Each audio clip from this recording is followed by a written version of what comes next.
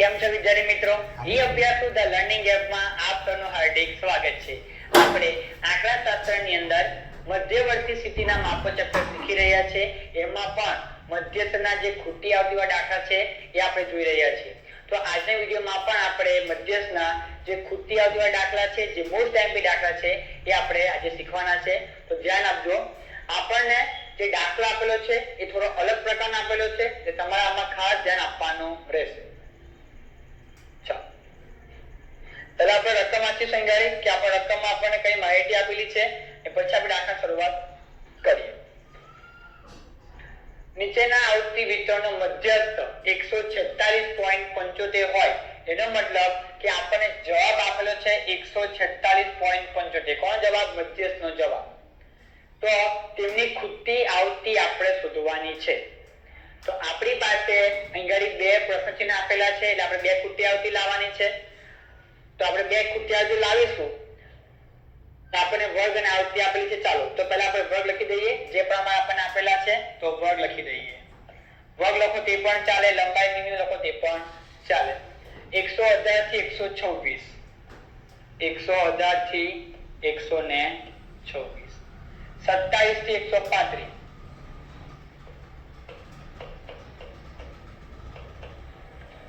136 થી 144, 136 થી 144, 145 થી 153, 145 થી 153,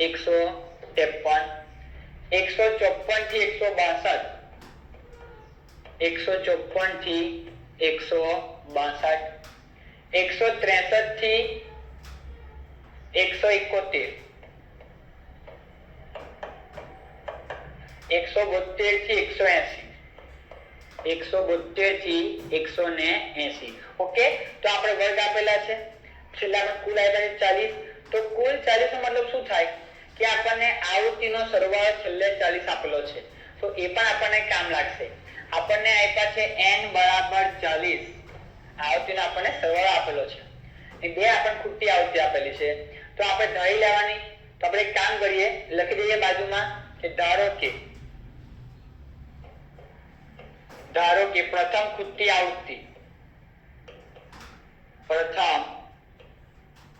આવૃત્તિ, બરાબર f1. તમે જે પસંદ કરો તો ચાલે. જે મતલબ તમે a લખો તે પણ ચાલે, b લખો તે પણ ચાલશે, ab એટલે કે ab લખો, x લખો, પણ આપણે લખીશું f1. બીજા માટે આપણે લખીશું f2 એટલે કે બીજી ખૂટતી આવૃત્તિ, જેને આપણે f2 તરીકે પસંદ કરીએ. તો પહેલી આવૃત્તિ f1, બીજી આ f2. હવે આપણે લખી લઈએ આવૃત્તિ 3, 5, 9. આવૃત્તિને f5 કહેવાશે, એટલે આપણે લખી દઈએ f5. 3, 5, 9. બંને પ્રશ્નચિહ્ન બાજુમાં છે, એટલે પહેલા માટે f1 ને બીજા માટે f2. 4 અને 2. હવે આપણે જે દાખલો ગણતા હતા એ જ પ્રમાણે આપણે દાખલો ગણીએ. બરાબર છે? કઈ રીતે કે જ્યારે આપણને વર્ગ અને આવૃત્તિ આપેલી હોય તો આપણે આવૃત્તિનો સરવાળો કરવાનો હોય તો આપણને n મળે. જો કે આપણને n આપેલા જ છે 40, પણ આપણી પાસે f1 f2 છે ને, તો એના માટે એક સમીકરણ બનશે ગાડી. એટલે આપણે લખવું પડે ગાડી n બરાબર, જો આપણને 3 આપેલા છે +5, 9, એટલે સંખ્યાના કરવાનો સરવાળો f1 + f2 જેવા તેવા રાખીશું. ફરી એકવાર 3, 5, 9, 4 અને 2. તો સંખ્યાનો સરવાળો થાય 23. તો n બરાબર 23 +f1 +f2 આપણને મળશે. 23 +f1 +f2. હવે બાજુમાં પણ કોની જરૂર પડે? તો મેં તમને વિડિયોમાં કીધું હતું. શું કીધેલું?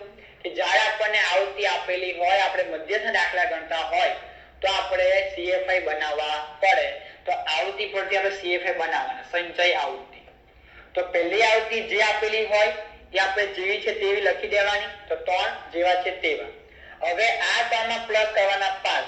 તો 3 ને 5 8. 3 ને 5 8. 8 માં પ્લસ કરીએ 9 એટલે 17 આવશે. 17 માં ઉમેરો f1 તો એટલે આપણે 17 + f1 લખવા પડે. 17 જેવા છે તેવા વત્તા F1. હવે આ રકમમાં પ્લસ કરો F2 તો 17 વત્તા F1 જેવા છે તેવા એમાં પ્લસ કરવાના F2 એટલે આપણે તમારે આ પ્રમાણે લખવું પડે 17 વત્તા F1 વત્તા F2. હવે પ્લસ કરવાના 4 તો 17 માં 4 ઉમેરી દેવાના બાકી F1 વત્તા F2 જેવું છે તેવું રાખીશું. 17 વત્તા 4 એટલે 21 તો 21 વત્તા F1 વત્તા F2 પ્લસ કરીએ 2 એટલે 23 આવે તો 23 વત્તા F1 વત્તા F2. હવે તમે જોઈ શકો છો મેં તમને કીધેલું કે મહત્તમ સંચય આવૃત્તિ અને આવૃત્તિનો સરવાળો એ બંને સેમ થવા જોઈએ. તો સેમ થઈ ગયું 23 વત્તા F1 F2 23 વત્તા F1 વત્તા F2 એ બંને સેમ થાય છે બરાબર છે. હવે આની પછી આપણે કોની ગણતરી કરવાની આપણે મધ્યસ્થ વર્ગ લાવવાનો કે કયા વર્ગમાં જવાબ મધ્યસ્થનો આવશે. પણ આપણને અહીંયા જવાબ આપેલો જ છે તો એના આધારે આપણે જોવાનું કે કયો વર્ગ બને છે. તો આપણે લખીશું ગાડી મધ્યસ્થ વર્ગ બરાબર માટે મધ્યસ્થ વર્ગ હવે આ સૂત્ર ખાલી કેવું બને કે n ભાગ્યા 2 નું અવલોકન આપણે n તો આપેલા છે 40 તો 40 ભાગ્યા 2 કરે તમને કેટલા 20 મળે. પછી આપણે જોવું પડે કે 20 નો સમાવેશ શામાં થાય તો એની સામે જે હોય તે તમારી ગાડી શું થાય મધ્યસ્થ વર્ગ કહેવાય. પછી મધ્યસ્થ વર્ગ કોને કહેવાય કે એવો વર્ગ કે જેમાં મધ્યસ્થનો જવાબ આવે એને કહેવાય મધ્યસ્થ વર્ગ. પણ આપણે જવાબ આપેલો છે ને ગાડી તો આપણે એવી ગણતરી કરવાની નથી. આપણે જવાબ પરથી જોવાનું કે આ જે જવાબ છે 146.75 શામાં સમાવેશ થાય છે એ જ આપણો મધ્યસ્થ વર્ગ હશે. સમજાય છે કે નહીં ખ્યાલ આવતો? ચાલો એક મિનિટ કોની વાત કરતા આપણે જવાબ પછી 146.75 તો આ વર્ગમાં આવે કે નહીં આવે 146.75 એટલે કે આ વર્ગની અંદર આવશે તો એનો મતલબ એવો થાય ને કે આ જ વર્ગ મધ્યસ્થ વર્ગ હશે.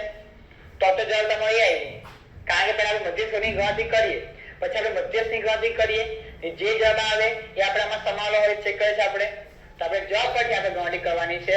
તો જવાબ આપેલો છે તો આપણે જોવાનું કે શામાં આવે છે 145 થી 153 ની અંદર તો આ તમારો થઈ ગયો મધ્યસ્થ વર્ગ. જ્યારે જવાબ આપેલો હોય તો આપણે ડાયરેક્ટ જોઈ લેવાનું કે આપણો જે જવાબ છે કયા વર્ગમાં આવે છે. જે વર્ગમાં આવતો હોય એને કહેવાય મધ્યસ્થ વર્ગ.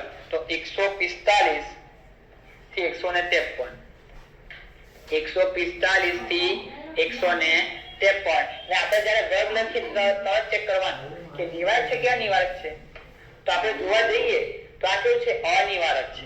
કેમ અનિવારક છે? કારણ કે તમે સમજો કે ઉર્ધ્વસીમા એ અધસીમા પાસે બદલાઈ ગઈ એટલે કોષમાં રકમ કેવી છે અલગ અલગ છે.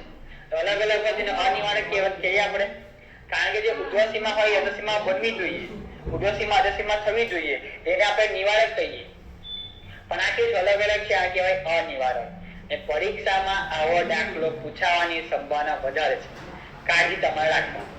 દાખલો બંને સિમ્પલ જ છે બરાબર નિવારક કે અનિવારક હોય પણ આપણને જે સૂત્ર મૂક્યું છે મોટું સૂત્ર એમાં આપણે જે આપણો વર્ગ હોય એ આપણે નિવારક હોય તો આપણે આગળ ગણતરી કરી શકીએ. એટલે કાળજી રાખવાની કે જવાબ મધ્યસ્થ વર્ગ લખીએ એ ડાયરેક્ટ લખતા હોય કે ગણતરી લખીએ ડાયરેક્ટ મતલબ જવાબ જ લખો આપણે તો પણ આપણે ગાય નિવારક લખવું પડે યાદ રાખજો. તો 144 છે અધસીમા મારી 0.5 બાદ કરીએ 0.5 તો અહીં આવશે 144.5 આની અંદર 0.5 ઉમેરી દેવાના તો 153.5 થાય. આ ખ્યાલ આવ્યો? હવે આપણે આના આધારે દાખલો ગણવાનો. જો આના આધારે ગણવા ગયા જવાબ કરવો જ પડશે. હા તમને દાખલો પહેલા આવડતો હશે તમે ગણતરી બરાબર કરી છે વ્યવસ્થિત કરી છે કમ્પ્લીટ કરી છે પણ ખોટો કહેવાય તો તમારે કાળજી આ રાખવાની રહેશે. હવે આપણે સૂત્ર મૂકીએ મોટું સૂત્ર ને એ પ્રમાણે આપણે મધ્યસ્થ જે કૃતિ આપણે લાવીશું આપણે તો મધ્યસ્થ જેને m કહેવાય સૂત્ર એના માટે l વત્તા અંશમાં n ભાગ્યા 2 માઈનસ cfi છેદમાં fi ગુણ્યા c. ફરી વાર સમજાવું છું ખાલી કે આપણે ગણતરી કરવી પડે મધ્યસ્થ વર્ગની કે n ભાગ્યા 2 નું અવલોકન પછી આપણે જોવું પડે કે શામાં સમાવેશ થાય જેમાં સમાવેશ થાય એની સામે કયો વર્ગ છે એ તમારો મધ્યસ્થ વર્ગ કહેવાય. પછી આપણે સૂત્ર મૂકીએ જવાબ લાવીએ પછી આપણે ચેક કરીએ કે જવાબ છે આ વર્ગની વચ્ચે આવે છે તો આવતો જ હશે. તો આપણને જવાબ આપ્યો છે એટલે આપણે એ ગણતરી કરવાની નથી, ડાયરેક્ટ લખી દેવાનું, કઈ કશું લખવાની નહીં ગાડી, ખાલી વાંચી લખી દેવાય ગાડી, તો આપણે થોડું મજા આવે. આને પછી લખ્યા કે અહીં આપણને જવાબ આપ્યો ને લખી દઈએ ને આપણને મધ્યસ્થ વર્ગ બરાબર કે અહીં મધ્યસ્થ નો જવાબ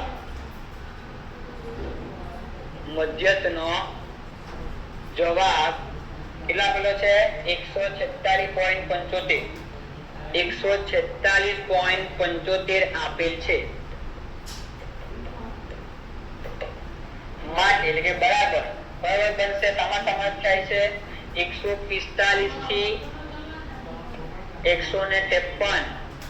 ઓકે, ત્યાં આગળ કેવો છે અનિવારક, તો નિવારક બનાવવા માટે 0.5 બાદ 0.5 ઉમેરી દેવાના, તો 144.5 ને 153.5 માર્કે લખી દો. સારું, એક પણ હવે માર્ક નહીં કપાય એમ. હવે આપણે કિંમત મૂકી દઈએ તો બરાબર નીચે આપણે બરાબર લખીશું. L એટલે લોઅર કટ, અધર સીમા. તો કોની અધર સીમા? જે તમારો મધ્યસ્થ વર્ગ છે તો કયો? નિવારક વાળો. અનિવારક વાળો નહીં, નિવારક વાળો. તો L ની કિંમત થાય 144.5. હવે તમે વિચારો કે તમે આ વસ્તુ ભૂલી જાઓ કે ભાઈ નિવારક છે કે અનિવારક છે, તમે 145 કે ના આવો જવાબ આવે નહીં જ આવે, કારણ કે L માં ભૂલ પડશે ને પાછી C માં ભૂલ પડે વર્ગ લંબાઈમાં પણ. એટલે યાદ રાખવાનું કે L અને C ની વાત હોય તો નિવારક વર્ગ આપણે ધ્યાનમાં લેવાનો છે.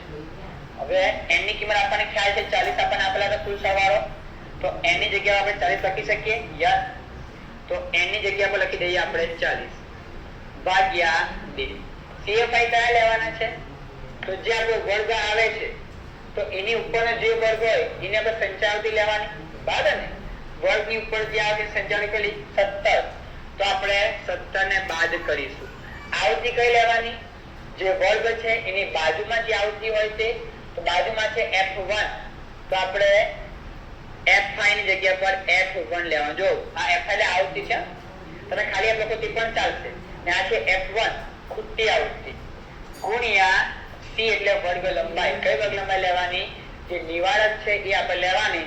તો 153.5 માંથી બાદ 144.5, તો કેટલા સંગારી 9 આવે છે. ખાસ જોજો, એવું નહીં કે 10 જ આવે ને કે 15 જ આવે ને કે 20 કે 5 જ આવે, કોઈ પણ આવી શકે, પણ એટલું કે નિવારક વર્ગની આપણે વર્ગ લંબાઈ લેવાની, એ તમારા મગજમાં ફિટ કરી લેવાનું. જે વર્ગ નિવારક છે એની આપણે વર્ગ લંબાઈ લેવાની છે. તો 153.5 માઇનસ 144.5 એટલે કેટલા આવશે? 9. હવે આપણે આપીએ થોડું, પણ આ પાસે F1 તો છે નથી, આપણે શોધવાના છે. તો એના માટે આપણને જે જવાબ આપ્યો છે લખવો પડશે. તો જવાબ છે 146.75. એટલો છે ને કઈ? ના, જવાબ મધ્યસ્થ જવાબ 146.75. હવે આપણે આની અંદર સરવાળો, ભાગાકાર, ગુણાકાર, બાદબાકી જે થતું હોય એ આપણે સંદર્ભ આપવાનું અને જવાબ લાવો. તમે તમારી ઈચ્છા મુજબ પહેલા ગુણાકાર કરો, ભાગાકાર ગમે તમે કરી શકાય, પણ નિયમ બદલાવ જોઈએ નહીં, એ કાળજી રાખવાની, તો જવાબ આવી જાય.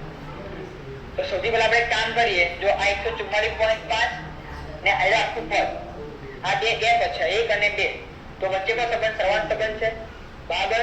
તો મેં આને આગળ લાવો તો માઇનસ થઈ જાય, કારણ કે આ પ્લસ છે. તો આ બાજુ કેવા? આ રકમ જેવી છે તેવી 146.75. આ બરાબર ની આ બાજુ લાવું તો પ્લસ માં, આ પ્લસ ની વાત નહીં કરતો, એટલે સંબંધનો પ્લસ છે, આનો આ રકમનો પ્લસ છે, આ પદનો પ્લસ કહેવાય. પણ આની આગળ પ્લસ હશે ને, કોઈ ચિહ્ન નથી બોલે પ્લસ કહેવાય. તો બરાબર ની આ બાજુ લાવું થઈ જાય માઇનસ થાય 144.5. બરાબર ના બરાબર? આ રકમ આ બાજુ આવી ગઈ તો કેટલા બાકી વધ્યા એ લખી દેવાના 4. તો 40 ભાગ્યા 2 કરી કેટલા આવશે? 20 આવે. તો 40 ભાગ્યા 2 એટલે 20 માઇનસ 17 જેવા છે તેવા છેદમાં F1 જેવા છે તેવા ગુણ્યા 9. આ ખ્યાલ આવ્યો? આપણે ભાગાકાર બતાવ્યો 40 ભાગ્યા 2 એટલે 20, 17 ના 17. હવે છેદમાં F1 જેવા છે તેવા, 9 જેવા છે તેવા. હવે આપણે આ બાજુ કરીએ બાદ, તો 146.75 છે એમાંથી બાદ કરીએ 144.5, તો બાદબાકીનો જવાબ થાય છે 2.25. આ બાજુ 20 માઇનસ 17 એટલે 3 આવશે. તો 3 9 કરીએ ગુણાકાર, જો ગુણાકાર કરો તે પણ ચાલે, અથવા ગુણાકારમાં છે બરાબર આ બાજુ ભાગાકારમાં લાવો તે પણ ચાલે. તો આપણે ગુણાકાર બતાવી દઈએ. 20 માઇનસ 17 એટલે કેટલા? જવાબ 3. તો 3 ગુણ્યા 9 ભાગ્યા કરીએ આપણે f1 બરાબર. તો 3 ગુણ્યા 9 ગુણાકાર બતાવી દઈએ તો આ બાજુ 2.25 જેવા છે તેવા ખાલી કામ કરીએ આપણે. ચાલો લખી દઈએ પહેલા જેવું છે તેવું 2.25 9 તાલી 27 છેદમાં f1 જેવું છે તેવું. હવે આપણે f1 નો જો જવાબ લાવવો હોય તો f1 ભાગાકારમાં છે તો એને બરાબર આપણે આ બાજુ લાવીએ તો ગુણાકારમાં આવી જાય ને આ રકમ ક્યાં જાય પાછી ભાગામાં આવી જાય. ટૂંકમાં બે જગ્યા બદલી કરવાની આપણે ગુણાકારનો ભાગાકાર ભાગાકારનો ગુણાકાર. તો f1 ઉપર લાવીએ તો f1 બરાબર 27 જેવા છે તેવા આ ક્યાં જશે ભાગાકારમાં 2.25. તો અહીં આપણને f1 નો જવાબ મળી જાય 27 ભાગ્યા 2.25 તો કેટલા આવશે 12. તો f1 નો જવાબ કેટલા આવે છે 12 આવે છે. તો પહેલી કૃતિ આવડે આપણને મળી ગઈ. હવે આપણી પાસે બીજું સમીકરણ છે. કયું સમીકરણ છે આપણે લખવાનું છે આની અંદર. આની પછી આપણે ગણતરી કરી શકીએ એટલે કે આ જવાબ મળી ગયો. હવે આ જવાબ આપણે મૂકી દેવાનો આપણને બીજો જવાબ મળી જાય. આ જ પ્રમાણે તમારે ગણતરી કરવાની તો સરળતા પડે. તો લખ્યું છે આપણે ગાડી માટે n બરાબર 23 વત્તા f1 વત્તા f2. તો n નો મતલબ કેટલો થાય છે 40 આપણને આપેલા કુલ સરવાળો 40. તો n ની જગ્યા પર 40 લખીશું આપણે 23 વત્તા f1 સોરી f1 ની કિંમત છે આપણી પાસે હવે f1 ની કિંમત છે 12. તો f1 ની જગ્યા પર 12 લખી દેવાના તો આપણને f2 ની કિંમત મળી જાય. માટેના માટે 40 ના 40 બરાબરના બરાબર બે ત્રિકોણ સંબંધ સરવાળાનો પ્લસ કરીએ 23 વત્તા 12 તો 2 નો જવાબ થાય 35 વત્તા f2. હવે આપણે 35 ને બરાબર આ બાજુ લાવીશું તો માઈનસ થઈ જાય તો 40 માંથી 35 બાદ કરીએ તો 40 માઈનસ 35 બરાબર f2. તો કેટલા આવશે 5 આવશે બરાબર ને. તો 5 બરાબર f2 આ તમારા f2 નો જવાબ માટે f2 બરાબર 5.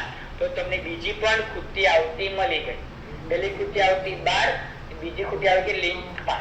આ સમજાશે આ વસ્તુ. તો હવે આપણે અંગારી જવાબ મૂકી દઈએ ચેક કરીએ આપણે કે 40 થાય છે અંગારી ચેક કરી જવો 23 f1 નો જવાબ 12 f2 નો જવાબ 5 તો 40 આવી ગઈ એની કિંમત તો આપણો જવાબ સાચો છે. તો આપણે લખવું પડશે જવાબમાં કે માટે પ્રથમ ખૂટી આવૃત્તિ બરાબર જે આપણે f1 ધારેલા તો એની કિંમત આવે કેટલી છે 12. જે લખીશું આપણે માટે બીજી ખૂટી